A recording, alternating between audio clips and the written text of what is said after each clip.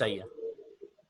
तो अब आ जाते हैं आगे। अब मेरे पास S7 1200 PLC यूज हो रहा है, ठीक है। मेरे पास इसका आर्टिकल नंबर अगर मैं आपको दिखा सकूं, अच्छा इस पे आर्टिकल नंबर ना साइड पर होता है, इसकी राइट साइड पे, तो वो अभी शो नहीं होगा क्योंकि वो पीछे गया हुआ है। तो पीएलसी का आर्टिकल नंबर और सीपीयू नंबर आपको इस तरह से पता चलेगा, जो कि उसके राइट साइड पे लिखा हुआ होगा। तो अब मैं टीआईए पोर्टल ओपन कर लेता हूँ, मुझे तो पता है, मैं वहां से आपको दिखा देता हूँ। तो मेरे पास टीआईए पोर्टल का वर्जन 14 है। वर्जन 14 सॉफ्टवेयर जो होते हैं ये हम लोग प्रोवाइड करते हैं, जो हमारे स्टूडेंट्स होते हैं, ठीक है, ताकि वो अपने उनको लैपटॉप में इंस्टॉल करके भी देते हैं, प्रोग्राम कर सकें। तो ज़ाहिर फ्री कोर्स में मैं हर चीज़ तो नहीं वर्कशॉप में प्रोवाइड कर सकूंगा, पर अगर आप पेड वर्कशॉप या कोर्सेज में आते हैं तो मैं इंशाल्लाह उसमें जरूर आपको ये प्रोवाइड कर सकता हूँ। तो मैं क्रिएट न्यू प्रोजेक्ट कर लेता हूँ, सीमस वर्कशॉप। तो ये इंटरफेस है इसका टीआईए पोर्टल का। अगर मैं यहाँ पर जाऊँ इंस्टॉल सॉफ्टवेयर, तो इसके अंदर मुझे बता रहा है कि स्टेप 7 प्रोफेशनल मेरे पास इंस्टॉल्ड है और विनसीसी बेसिक इंस्टॉल्ड है। विनसीसी इसका बेसिकली एचएमआई का सॉफ्टवेयर है और स्टेप 7 प्रोग्रामिंग का सॉफ्टवेयर है। तो इसके अंदर डिटेल्ड इन्फॉर्मेशन के पास मेरे पास सारी आ रही है। मेरे पास पीएलसी सिम भी इंस्टॉल है, जो सिमेटिक मैनेजर का 300 का। मेरे पास स्टेप 7 प्रोफेशनल टीआईए पोर्टल का इंस्टॉल है और उसका पीएलसी सिम भी। पीएलसी सिम होता है कि अगर हमारे पास पीएलसी नहीं है, फिजिकल पीएलसी, तो मैं पीएलसी सिम यूज करके इसको सिमुलेट और प्रोग्राम कर सकता हूँ। तो टीआईए पोर्टल की अच्छी बात यह है सॉफ्टवेयर की कि इसके अंदर आपके पास अगर घर पे पीएलसी नहीं है, तो आपके पास अगर ये दोनों सॉफ्टवेयर हैं, ये तीनों विनसीसी, तो आप सीमेंस की पूरी प्रोग्राम इस पे सीख सकते हैं। वो ऑब्वियसली डिपेंड करता है कि इंस्ट्रक्टर कौन है। अगर मैं इंस्ट्रक्टर हूं तो आप और जल्दी सीख जाएंगे इंशाल्लाह। तो इसके ऊपर आप पूरी पीएलसी की प्रोग्रामिंग, एचएमआई की एडवांस प्रोग्रामिंग, पीआईडी के loops, analogue programming, PLC to PLC communication, सब इस पे परफॉर्म कर सकते हैं। तो ये तरीका, अगर आपके पास वर्जन 13 है तो उसके ऊपर विंडोज हो सकता है सिमुलेशन के अंदर S7 1200 सिमुलेशन पे प्रॉब्लम करें, तो वर्जन 14 के अंदर 1200 और 1500 पीएलसी की दोनों की सिमुलेशन हो जाती है। वर्जन 13 के अंदर प्रॉब्लम है तो सिर्फ 1500 की सिमुलेशन होती है। ऑनलाइन डायग्नोस्टिक है कि मेरे पास अगर पीएलसी प्रोग्राम अभी मैं ओपन नहीं कर रहा कि क्रिएट न्यू प्रोजेक्ट करूं और प्रोग्रामिंग शुरू करूं, मैं पहले ऑनलाइन डायग्नोस्टिक के अंदर जाके देख सकता हूं कि मेरे पास आया कि डिवाइस ऑनलाइन आ रही है या नहीं आ रही। भाई साहब एक चीज पूछनी थी जी जी पूछें। कि जो PCS7 है उसमें हमारे पास इश्यूज ये होते हैं कि उसके लिए विंडोज 7 ही सूटेबल है, मतलब ये है कि विंडोज 10 हो जी गया या इसमें हमारे पास नहीं हो पाता। तो टिया में भी सही ऐसे है। इश्यूज हैं या फिर टिया में कोई, मतलब हम किसी भी विंडोज पे कर सकते हैं, क्योंकि आजकल तो विंडोज देखो 10 टीआईए नॉर्मली में इंडस्ट्री नहीं में है भी सच। अवेलेबल है। विंडोज 10 में और विंडोज 7 पे, मैं विंडोज 10 पे भी इस्तेमाल करता हूँ, अभी तो मैं विंडोज 7 पे यूज कर रहा हूँ। विंडोज 10 भी मेरे पास लैपटॉप में है, तो उस पर भी चल जाता है, पीएलसी प्रोग्राम हो जाते हैं। मसला आता है सिर्फ सिमुलेशन के अंदर, अगर पीएलसी सिम पे। इंडस्ट्री में तो जाहिर हम लोग पीएलसी सिम नहीं यूज करते, लेकिन स्टूडेंट्स के पर्पस के लिए या कोई चीज सिमुलेट करनी हो जब हम लोग कर रहे होते हैं, पर एज सच प्रॉब्लम नहीं आती। हाँ, एक प्रॉब्लम जो विंडोज 10 में अक्सर फेस होती है वो होती है नेटवर्किंग में, क्योंकि आपको पता होगा ये आईपी एड्रेसिंग के और इसके जो इश्यूज होते हैं, और खास तौर पे अगर विंडोज 10 पे मेरे पास लैपटॉप है तो उसके अंदर मैंने एलएम ब्रैडले की भी सॉफ्टवेयर किए हुए हैं, सीमेंस के भी किए हुए हैं, मेरे पास बीएनआर के भी इंस्टॉल हैं, और वो सब ईथरनेट पे कम्युनिकेट करते हैं, और स्काडा भी मेरे पास इंस्टॉल्ड है। तो जब मेरे पास अक्सर प्रॉब्लम, तो उसमें अक्सर मेरे पास प्रॉब्लम आ जाती है, और उसमें भी अक्सर जो लोग होते हैं वो उसको रिजॉल्व कर लेते हैं। लेकिन ज़ाहिर सॉफ्टवेयर के अंदर जिसके पास टाइम है, क्योंकि ये चीज़ बहुत टाइम कंज्यूमिंग होती है, तो एडवाइस ये की जाती है अगर आपके पास एक लैपटॉप है तो उसके ऊपर सिर्फ, या सर्वर उसके ऊपर सिर्फ सीमेंस की चीज़ें चल रही हो, और विंडोज 10 पे फिर प्रॉब्लम नहीं आएगी। लेकिन सीमेंस के अंदर जो डीसीएस है, तो उसके अंदर विंडोज 10 पे भी कुछ उनकी अपडेट्स इस तरह से आती हैं कि वो सर्विस पैक इंस्टॉल करते हैं। जैसे जैसे टीआईए पोर्टल है, मेरे पास वर्जन 14 है, तो वर्जन 14.1 तो उसके अंदर काफी चीजें उनकी रिजॉल्व हो जाती हैं। तो मूविंग ऑन, मैं यहाँ पे जाऊंगा, सिलेक्ट करूंगा और PNI यहाँ पे मैं सिलेक्ट कर लूंगा, और नेटवर्क कनेक्शन में ऑन कर लूंगा। ठीक है, तो अब मैंने यहाँ पर, मेरे पास वायरलेस अडॉप्टर है जिसमें मेरा वाईफाई चल रहा है, मेरे पास ये गीगा बिट का नेटवर्क कनेक्शन है, यहाँ पर ऑन है। तो अगर मैं इसको स्टार्ट सर्च करूंगा तो यहाँ पर मेरे पास पीएलसी शो होना चाहिए। मैंने आईपी भी सही डाली हुई है, तो यहाँ पर आ गया फाउंड एक्सेसिबल डिवाइस PLC 192.168.0.1। तो अब मेरे पास मल्टीपल PLCs कनेक्टेड होंगे। जैसे मैंने, अगर मेरे पास 3-4 PLCs हैं, ईथरनेट पोर्ट तो नहीं होती, तो मैं राउटर से कनेक्ट करूंगा 3-4 PLCs, और वो जो है राउटर मेरे पास एक लैन केबल यहाँ पर राउटर से भी कनेक्टेड होगी, तो मेरे पास मल्टीपल PLCs यहाँ पर IPs आ जाएंगी, PLC2, PLC3, PLC4।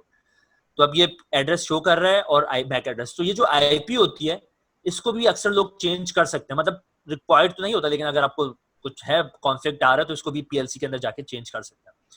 तो मेरे पास PLC यहाँ पर शो हो गया। अब यहाँ से प्रोग्राम नहीं होगा, मैंने चेक कर लिया कि यार मेरा PLC यहाँ पर शो हो रहा है। तो मैं अब जाऊंगा क्रिएट न्यू प्रोजेक्ट। मेरे पास एक फोल्डर बना हुआ है सीमेंस वर्कशॉप का, मैंने बनाया हुआ, ऑथर मैं हूँ। इंडस्ट्री के अंदर डिफरेंट लोग प्रोग्राम कर रहे होते हैं, तो ऑथर आप चेंज कर सकते हैं। तो मैं सबसे पहले आपको बिट लॉजिक ही ऑपरेट करके दिखाऊंगा। तो बिट लॉजिक में आ जाता हूँ, कमेंट्स आप डाल सकते हैं यहाँ पर, और मैं इसको क्रिएट कर दूंगा।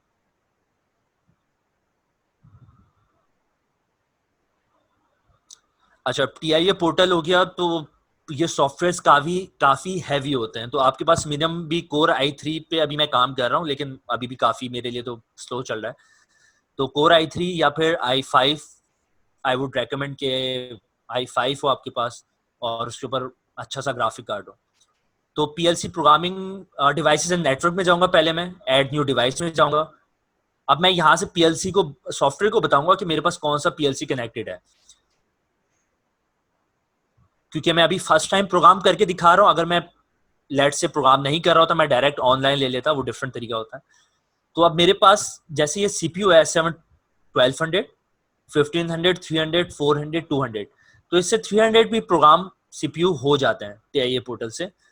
तो आप 300 के लिए सिमेटिक मैनेजर भी और ये भी है, तो वर्जन पे भी डिपेंड करता है कि CPU का जो वर्जन है वो इससे अपडेटेड हो। अच्छा, यहाँ पे कंट्रोलर्स आ रहे हैं, यहाँ पे HMI भी आ रही है।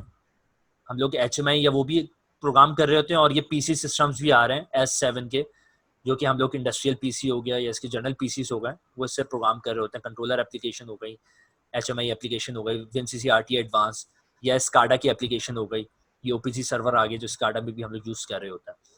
तो अभी मैं सिंपली कंट्रोलर प्रोग्राम कर रहा हूँ। 200 है, 1200 का मेरे पास ये DC है। इसका मतलब है DC power supply, DC inputs और DC आउटपुट्स। अभी मुझे इसका सीक्वेंस याद नहीं आ रहा कि पहले ये सप्लाई होती है बाद में, अगर किसी को याद है तो बता सकता है।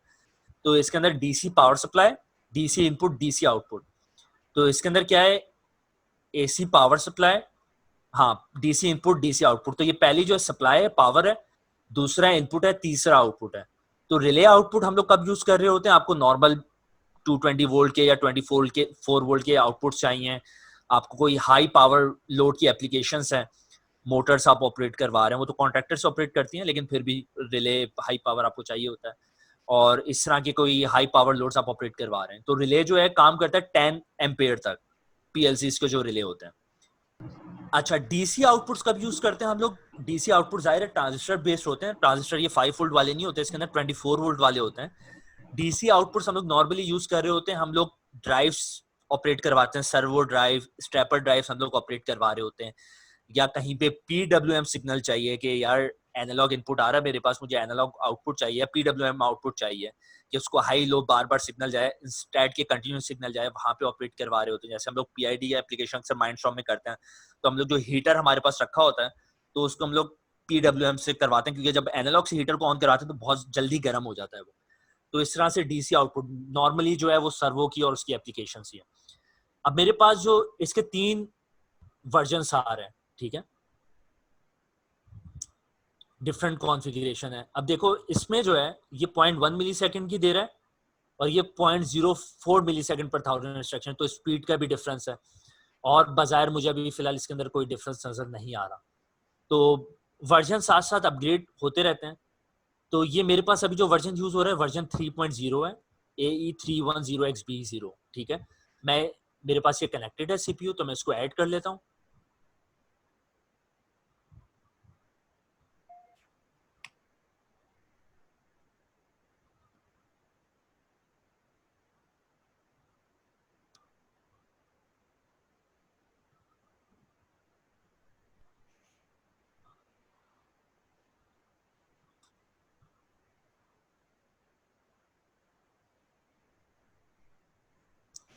तो मेरे पास यहाँ पे सीपीयू शो हो गया। सीमेंस के अंदर अगर आपने अभी तक डेल्टा या नॉर्मल पीएलसी प्रोग्राम किए हो तो ज़ाहिर है उसके सॉफ्टवेयर के अंदर लिमिटेशन होती है। जिन्होंने सीमेंस पे काम किया हुआ है उनको पता होगा डिफरेंस कितना वाइड होता है, ह्यूज होता है सॉफ्टवेयर में, बड़ी आसानी होती है। तो ये डिवाइस व्यू शो हो रहा है। मेरे पास ये नेटवर्क व्यू भी है कि नेटवर्क के अंदर सिंपली ये है कि यार मैं मेरे पास अगर कोई और पीएलसी कनेक्टेड हो तो मैं यहाँ से उठा के उसको अगर ड्रैग करूँ यहाँ पर तो उसको मैं कनेक्ट कर सकता हूँ दूसरे के साथ। डिवाइस व्यू पे अभी आ जाता हूँ। मैं सिंपल रखूंगा इसको कि मेरे पास अगर मुझे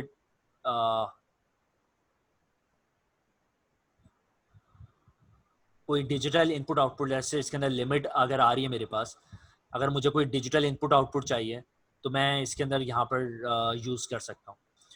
तो अगर मैं इसके अंदर, अच्छा इसके अंदर मेरे पास जो सीमेंस का जो पीएलसी मैं यूज़ कर रहा हूँ उसके अंदर एक छोटा सा इशू ये है कि इसके अंदर इनपुट आउटपुट के मॉड्यूल सपोर्ट नहीं कर सकता। आपको ज़्यादा डिफरेंट फर्मवेयर वर्जन यूज़ करना पड़ेगा।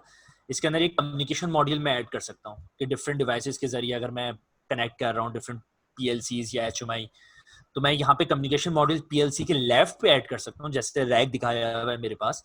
राइट पे अभी मेरे पास इनपुट आउटपुट मॉड्यूल की जगह नहीं है लगाने क्योंकि मेरे पास ये सीपीयू के अंदर लिमिटेशन है, तो वो मुझे डिफरेंट सीपीयू चाहिए होगा उसके लिए। तो बताने का मकसद ये, यहाँ पर सारे आपके पास इनपुट और आउटपुट के मॉड्यूल आ रहे होते हैं जो हम लोग सॉफ्टवेयर के अंदर ऐड करते हैं और फिर उसको प्रोग्राम करते हैं। कम्युनिकेशन के मॉड्यूल्स भी आ रहे हैं, सिग्नल बोर्ड्स भी आ रहे हैं। लेट से मेरे पास डिजिटल इनपुट का सिग्नल बोर्ड है, मैं उठाकर इस तरह से यहाँ पर रख सकता हूँ तो यहाँ पर डिजिटल इनपुट ऐड हो जाएंगे। इस तरह से अभी मैं डिलीट कर देता हूँ मेरे पास, क्योंकि फिजिकल पीएलसी में यहाँ पर कोई मॉड्यूल या कुछ भी ऐड नहीं है, सिर्फ सिंपल पीएलसी। तो यहाँ पर इस तरह से हम लोग इसको हार्डवेयर कैटलॉग में जाके देख सकते हैं। तो इसको अब इस यहाँ पर लेफ्ट साइड पे आ जाते हैं। लेफ्ट साइड पे हमारे पास क्या क्या चीज़ें आ रही हैं, बड़ी इंटरेस्टिंग चीज़ें। मेरे पास ऑनलाइन एक्सेस आ रही है कि मेरे पास कौन कौन से यहाँ पर मॉड्यूल्स हैं कम्युनिकेशन के ऐड हैं। मेरे पास अभी जो यूज़ हो रहा था वो मेरे पास ये यूज़ हो रहा है जहाँ पे राइट टिक आ रहा है, इसके मतलब यहाँ पे कनेक्टेड है मेरे पास पीएलसी इस लैन कार्ड पे ऐड है। अगर मेरे पास और लैन कार्ड होगा उसके ऊपर पीएलसी शो हो रहा होगा। तो ये ऑनलाइन एक्सेस है यहाँ पर लोकल मॉड्यूल। अच्छा, तो उसके अलावा ये प्रोग्राम ब्लॉक है जिसके अंदर ये मेन ऑर्गेनाइजेशन ब्लॉक है जिसके ऊपर हम लोग काम करेंगे। टेक्नोलॉजी ऑब्जेक्ट्स कौन से होते हैं जिसके अंदर हम लोग अक्सर एडवांस चीज़ें ले रहे होते हैं, लेट्स से पीआईडी लूप वगैरह ले रहे हैं तो उसके अंदर चीज़ें ये आ रही होती हैं। सोर्स फाइल्स अगर कोई ले रहे हैं, टैग से रिलेटेड टैग्स अगर हम लोग ले रहे हैं, और इस तरह वॉच एंड फोर्स टेबल है, ऑनलाइन बैकअप्स हैं, प्रॉक्सी डेटा है। तो टैग्स के अंदर क्या फ़ायदा होता है कि टैग्स अक्सर स्टूडेंट्स को काफ़ी कंफ्यूजन होती है। तो बेसिकली टैग्स जो होती हैं वो ह्यूमन लैंग्वेज होती हैं कि लेट से पीएलसी का जो मेरा इनपुट का एड्रेस है अगर ये पहले इनपुट पे लगा हुआ है यहाँ पर, तो अगर मैं यहाँ से जाके दिखाऊँ आपको, ये मेरे पास पीएलसी है। तो अगर 0.0 मेरे पास ये पीएलसी पे इस तरह से शो हो रहा होता है, 0.0 पे अगर मेरे पास लगा हुआ है कोई बटन जो यहाँ पर मेरे पास लगा हुआ है ऊपर, तो आई 0.0 पे, तो अब इसका जो एड्रेस होता है वो i0.0 होगा, i0.1 होगा, i0.2 होगा। और अगर मेरे पास आउटपुट का होगा तो यहाँ पर मेरे पास नीचे लगा हुआ है, यहाँ पर Q0.01 ये यहाँ पर कनेक्टेड और ये मैंने लैम्प से कनेक्ट किया हुआ है। तो इसका एड्रेस होगा Q0.0, 0.1, 0.2, 0.3। सीमेंस के अंदर इस तरह से होता है। एलएम ब्रैडले के अंदर i0.0 i0 होगा और आगे स्लैश का साइन आता है 0 और आउटपुट 0 से होता है। और डेल्टा मित्सुबिशी फेटेक के अंदर x और से इनपुट होते हैं और y से आउटपुट होता है। तो डिफरेंट टर्मिनोलॉजीज या मैपिंग रखी हुई है, एड्रेस की मैपिंग करते हैं। तो ये बेसिकली मेरे पास अगर यहाँ पे इनपुट है, इसको मैं यहाँ पर i0.0 ले रहा हूँ तो इसको मैप कर रहा हूँ, ठीक है, ये मैप हो गया। अब टैगिंग किस तरह से होती है कि अगर मैं i0.0 यहाँ पे ले लेता हूँ नाम, लेट से मैं ले लेता हूँ यार बटन,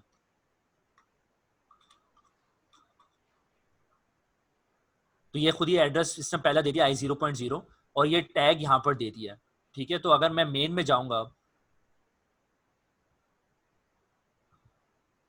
ये अगेन काफी स्लो चल रहा है। अच्छा, तो मैं मेन में आ गया। तो पहले मैं मेन का बता देता हूँ थोड़ा सा ओवरव्यू। यहाँ पर इनपुट नॉर्मली ओपन कॉन्टैक्ट आ रहा है, नॉर्मली क्लोज कॉन्टैक्ट आ रहा है, क्वाइल आ रहा है, यहाँ पर इन्होंने दिया हुआ है कि एम्प्टी बॉक्स दिया हुआ है, उसके ऊपर मैं कुछ भी टाइप करूंगा तो मैं कर सकता हूँ। फंक्शन ले सकता हूँ, टाइमर है, काउंटर है। यहाँ पर ओपन ब्रांच आ रही है और क्लोज ब्रांचेस जो हम लोग बनाते हैं। तो ये नेटवर्क है। अगर मुझे एक इंस्ट्रक्शन मेरी यहाँ पे कंप्लीट हो गई, मैं दूसरा नेटवर्क ऐड करूंगा, मैं बताऊंगा, ठीक है। और इंस्ट्रक्शन सारी आपकी यहाँ पर भी आ रही हैं।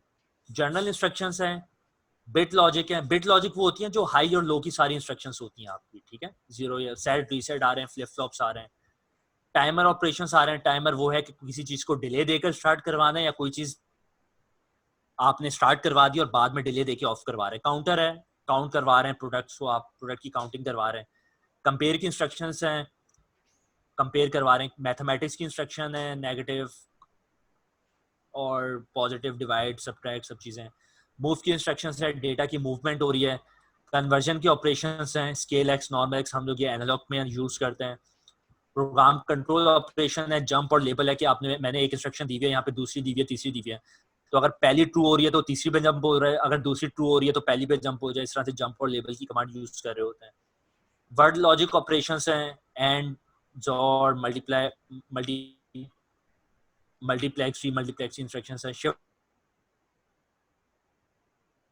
यहाँ पर आ रही हैं, बिट लॉजिक और बेसिक इंस्ट्रक्शंस। लेकिन ये सिर्फ बेसिक हैं।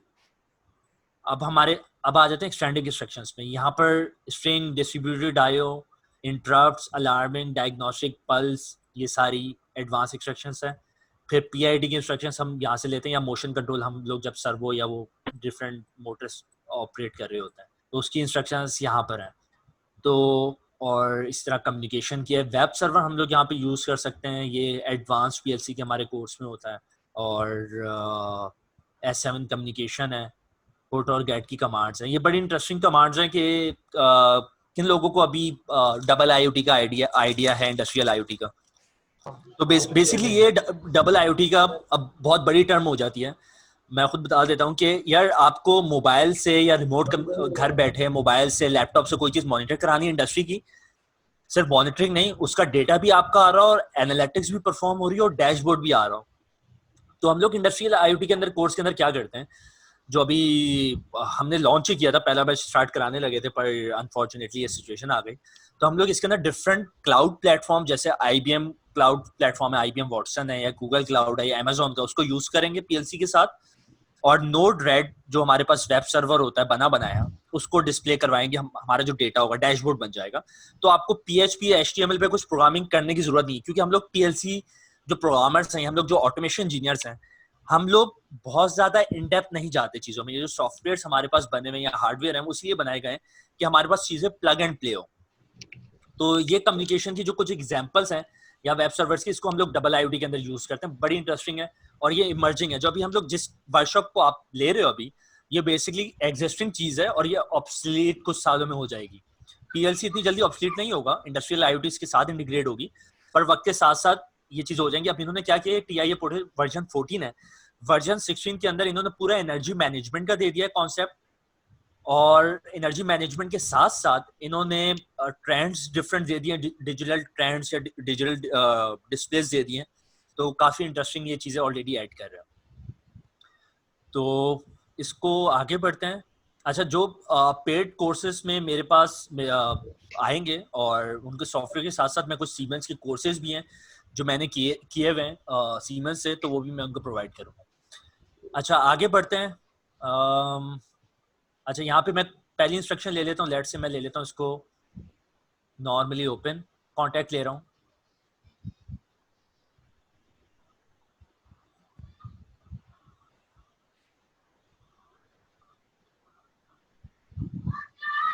इसको मैं यहाँ से ड्रैग कर देता हूँ और यहाँ पे इसको इस तरह से ले लेता हूँ। तो मैंने बताया था मेरा पुश बटन यहाँ पर 0.0 पे कनेक्टेड है। तो मैं इसका एड्रेस क्या लूंगा यहाँ पर? पहले इनपुट का क्या एड्रेस होगा?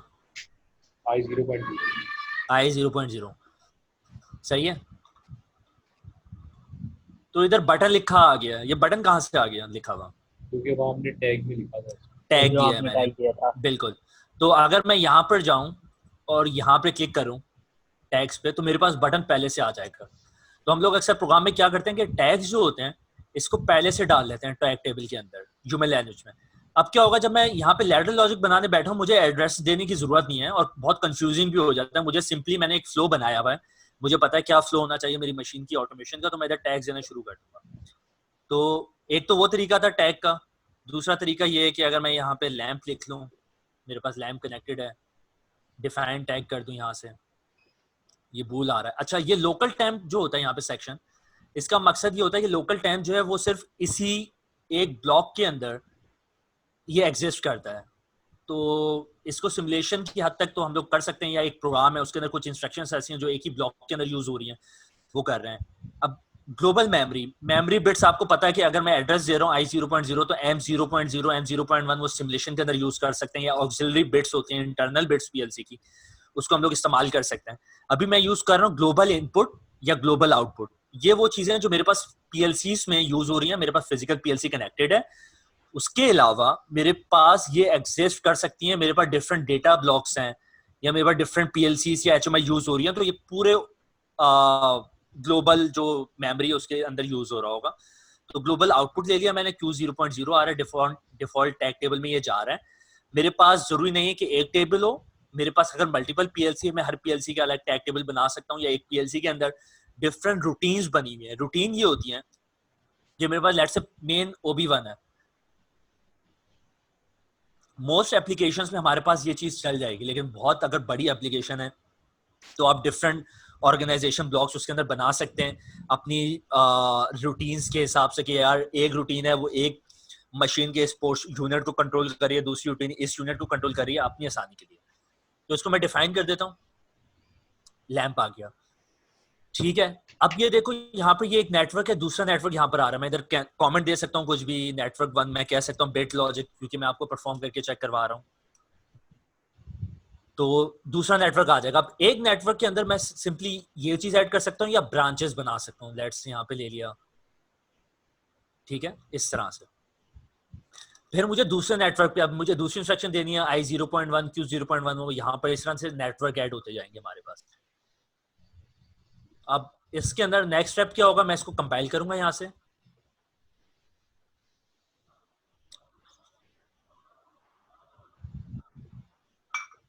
जैसे ही कंपाइल करूंगा, अगर मैं इसको यहाँ से ऊपर कर लूं, हमने कंपाइलर्स का आप लोगों को पता होगा, ये बेसिकली आईडी है जो हम लोग कहते हैं सी के प्रोग्राम करते वक्त भी हम लोग जो सॉफ्टवेयर यूज करते हैं। तो यहाँ पर अगर कोई एरर होगा तो एरर आ जाएगा, अगर मैं एड्रेस नहीं दूंगा किसी चीज का भी।